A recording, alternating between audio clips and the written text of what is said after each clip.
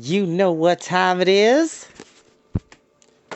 Woo! Get into it! Get into it! Yes! We're back!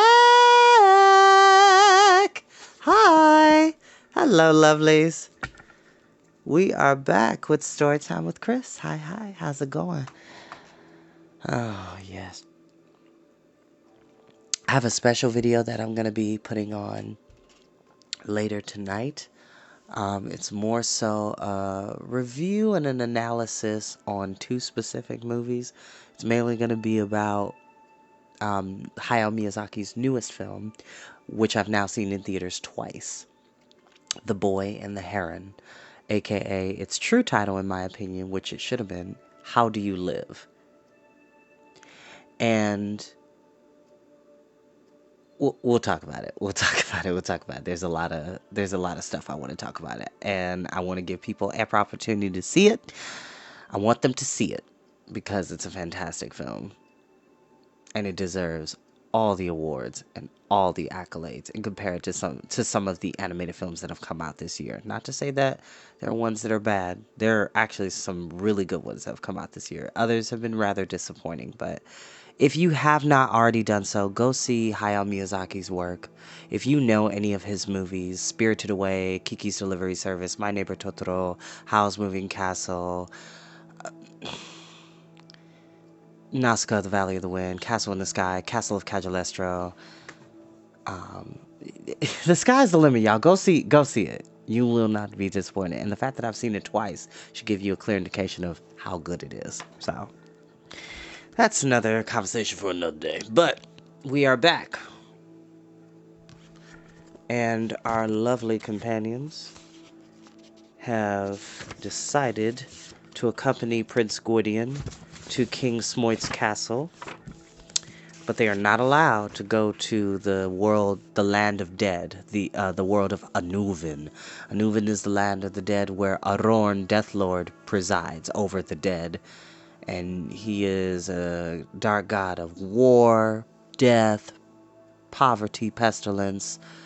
He is also the god of oaths. So if you make an oath or a vow, you have to keep it, because in the lore and mythology of Welsh tradition, Arorn does not do well with oath breakers, people who don't keep their word. And there's actually a very interesting story about a deal that Arorn made with one of the first humans that was ever to enter into the world of Anuvin and not be harmed by his three hungry bloodhounds that would, his pale hounds that would attack those who would enter into the land of the dead. So we'll talk about that another time, and I definitely will try to read that story for you all at some point. But let's get into the story. And no, I don't own the music you're listening to in the background. Chapter 4, King Smoit's Castle. At dawn, King Rune made ready to part from the companions and ride farther westward to Avrin Harbor, where he would advise his shipmaster of the change in plans. Fluter was to accompany him, for the bard knew the shallow fording places across the river and the swiftest paths on the opposite bank. Eilonwy had decided to go with them. I've forgotten half my embroidery thread in Rune's ship, and must have it if I'm to finish Henwin properly. Neither of you can find it, for I'm not sure myself where it might be. I believe I've left a warmer traveling cloak, too, and a few other things. I don't remember what they are right now, but I'm bound to think of them once I get there. Cole grinned and rubbed his bald crown. The princess, he remarked, becomes more of the lady in every way. Since I'm not staying on the ship, said Glue, whose decision of the night before remained unshaken, I see no reason to be taken out of my way. I shall follow with Lord Gwydion. That puny giant is where you're wrong, the bard replied. Mount up behind the King of Mona, if he can stand your company, and be quick about it. Don't think I'll let you out of my sight for a moment. Where I go, you go, and the other way around, too, for the matter of that. Surely, Fluter, Tarn said, drawing the bard aside. Glue can't trouble us. I myself shall watch over him.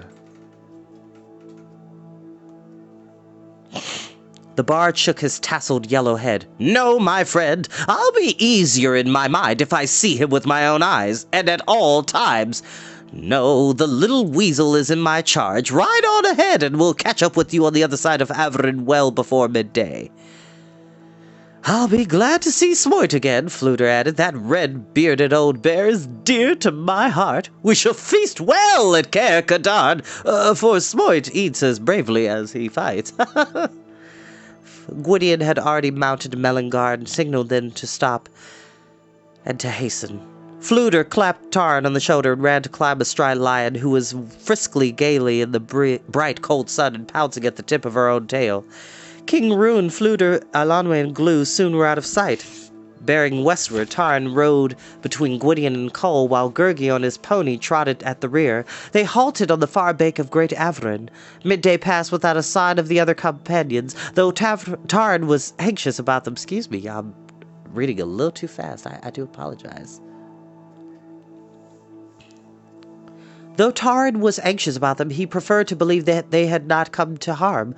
Rune is likely stopped to look at a badger tunnel or anthill, he said. I hope it is no more than that. Never fear, said Cole. Fluter will jog him along. They'll be here at any moment. Tarn sounded his horn, hoping the signal would guide the bard in case Fluter had mistaken the path. Still, they did not come. Gwydion, having waited as long as he had dared, chose to press on to Caer Cadarn. They continued at a brisk pace for the rest of the day.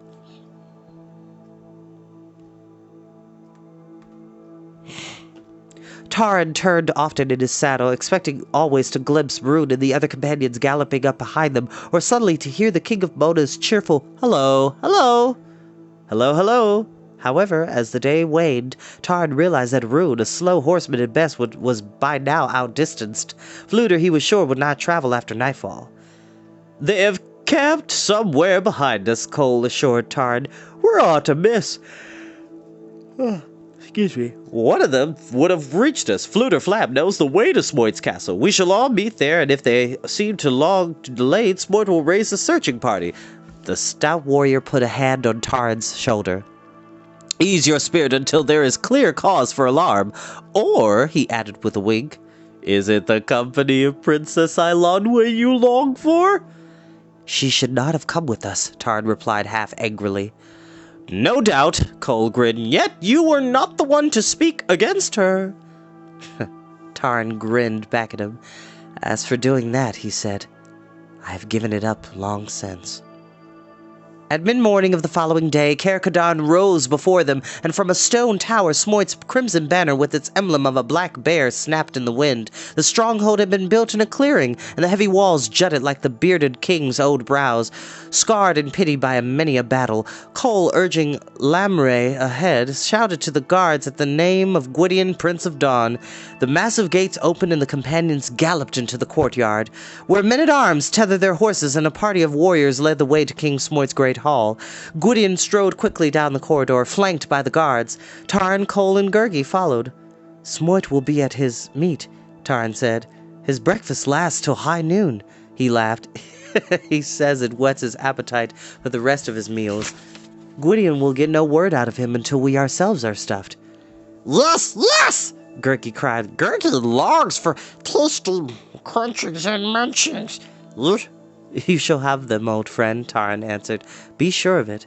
They entered the great hall. At one end stood Smoit's huge throne, cut from half an oak tree and carved in the shape of a bear, with paws upraised on either side.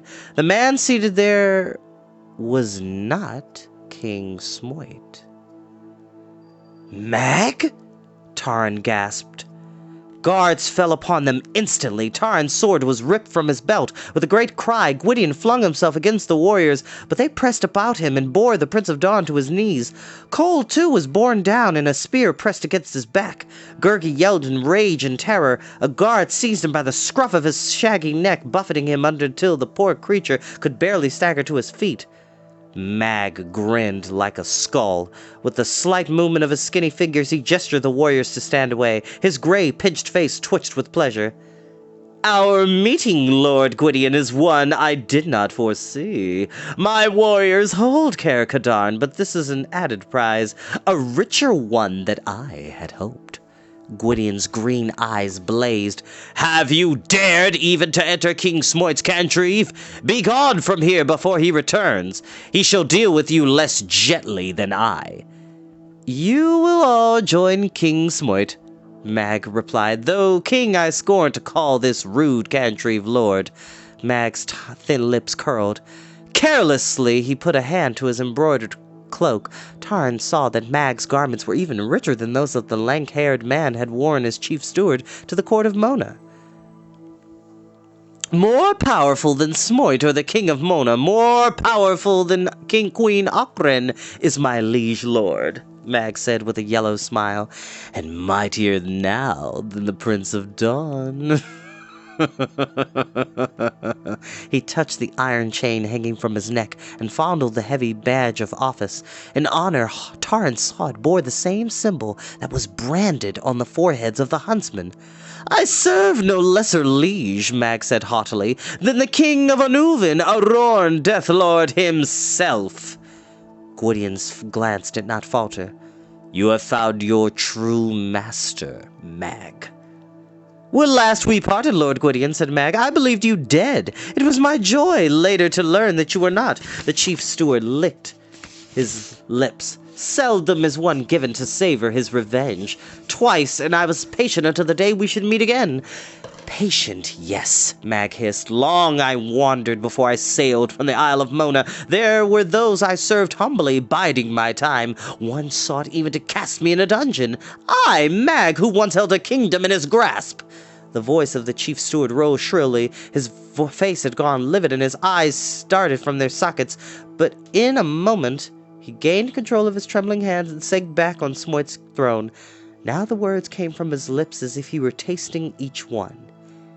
At length, I made my way to the way of Anuvin, Mag said, to the very threshold of Dark Gate.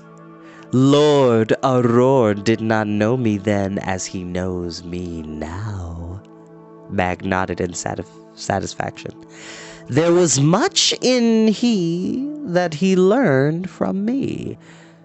Lord Arorn knew the history of Dernwyn, Mag continued. He knew it had been lost and found again, and that Gwydion, son of Dawn, bore it, but it was I, Mag, who told him how best to gain it.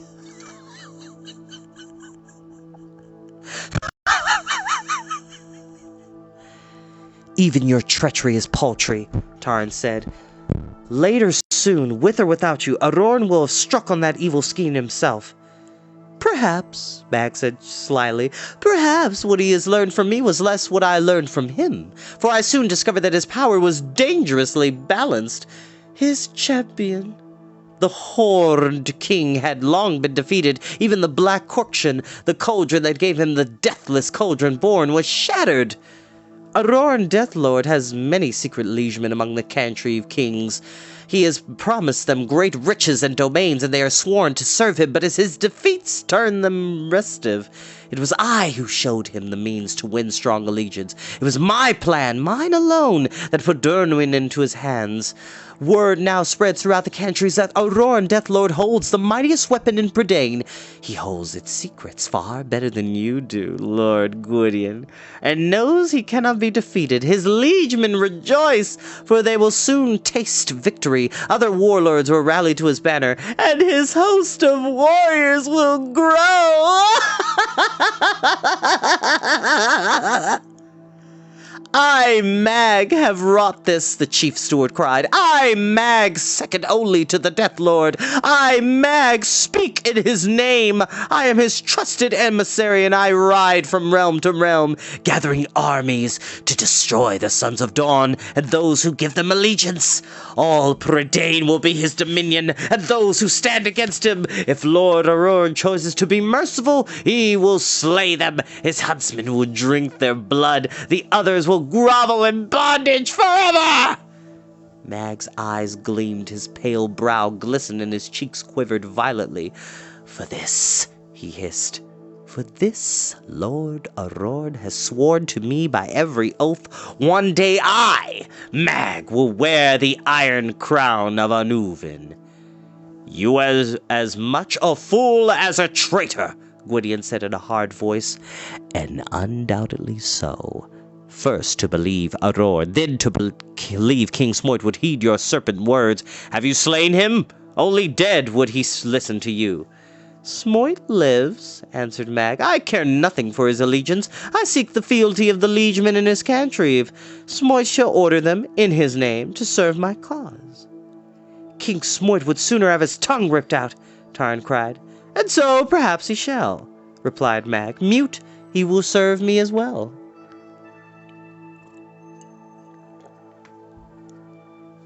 He will ride with me, and I will speak on his behalf better than he would speak on his own. Yet, he mused, I would rather prefer the commands to come from his lips rather than mine. There are ways to loosen his tongue instead of cutting it from his head. Some have already tried. Mag narrowed his eyes. The best means stand before me now. You, Lord Gwydion, you, Pickkeeper, speak with him. Let Smoit see that he must yield to me. Mag smiled crookedly. Your lives hang on it. The chief steward moved his head slightly. The guards stepped forward. Roughly, the companions were prodded from the great hall. Shock and despair so filled Tarn that he was hardly aware of the passages they were led down. The warriors halted. One flung open a heavy door. Others thrust the companions into a narrow chamber. The door grated shut, and darkness swallowed them.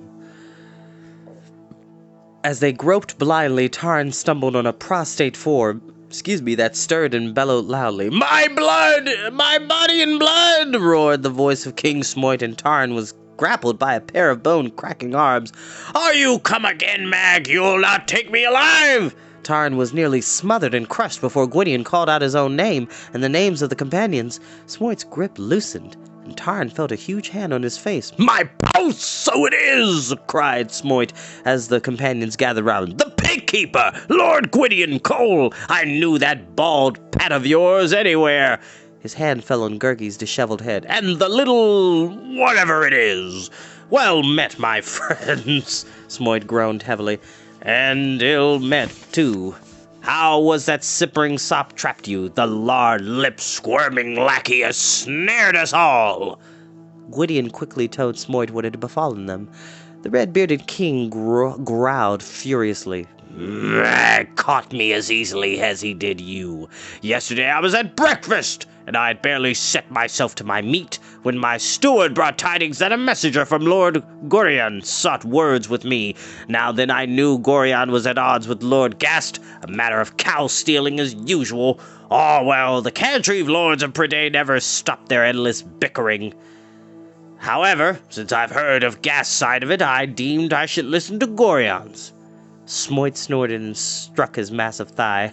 Ha! Before I could swallow another mouthful, Mag's warriors were upon me, my heart and liver. Some of them will remember Smoit. Another troop had lain in ambush and stormed through the gate. Smoit put his head in his hands. Of my own men, those not slain are prisoned in the guard rooms and armories. And you, Tarn said anxiously, are you in pain? Mag spoke of torture. Pain? Smoit bellowed so loudly the chamber echoed. Torture? I suffer till I sweat, but not at the hands of that long-nosed worm. My skin's thick enough. Let Mag break his teeth on my bones. He troubles me no more than a flea bit or bramble scratch. Why, I haven't taken worse in a friendly scuffle. Do you speak of pain? Smoit stormed on. By every hair of my beard, I swear it pains me more than hot iron to be mewed up in my own castle, my own stronghold, and a captive in it. Gulled in my own great hall, my own food and drink snatched from my lips, and my breakfast ruined? Torment? Worse than that, it's enough to sour a man out of his appetite. Gwydion and Cole, meantime, had made their way to the walls, and as far as the dim light allowed, were hastily examining them for any sign of weakness. Tarn, now that his eyes had grown a little more used to the gloom, feared that his companions were wasting their labors. The cell was windowless. What little air reached them came only from the tiny, heavily guarded and barred grating of the door. The floor was not of hard-packed earth, but of flagstones joined with barely a scratch. Smoit himself, realizing the purpose of Gwydion's efforts, shook his head and pounded his iron-shod boots on the floor. "Solid as a rock," he cried. "I know, for I built it myself. Spare yourself pains, my friends. It will crack no sooner than I." "How far below ground is this dungeon?" Taran asked, though his hopes for escape was faded with each moment. "Is there no way we can dig upward?" "Dungeon?" cried Smoit. "I've no more dungeons in Caer When last we met, you called my dungeons useless. Right you were, and so I walled them up. Now there's no wrongdoing in my country that I can't settle quicker and easier with a few words. Who hears my voice will bend and mend his ways, or mend his head. Dungeon indeed! It's a spare larder.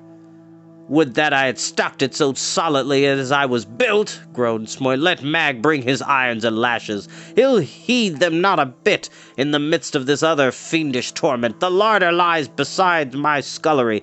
I've not lined my belly for 2 days.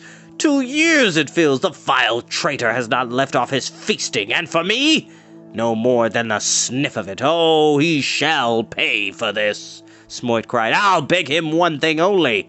A moment with my paws about his skinny neck. I'll squeeze out all the puddings and pastries he's ever gobbled." Gwydion had come to crouch beside the furious Smoit. "Your larder may be our tomb," he said grimly. "Not only for us," he added. "Fluter Flab leads our companions here.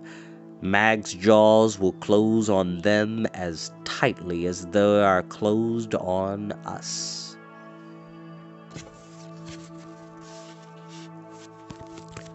And that is where we shall end for tonight. Lots of twists and turns, so much drama, so many characters returning for previous books. It's all coming full circle, yeah! That's the magic of reading, y'all. And by the way, I got a new bookmark as a late birthday gift, but it's so awesome! Along with some other really cool things I'll reveal at a later video. Mariah Johnston, I love you and thank you so much. You are truly an angel. Thank you. But besides all that, I bid you all good day, and I'll see you next time. Bye-bye.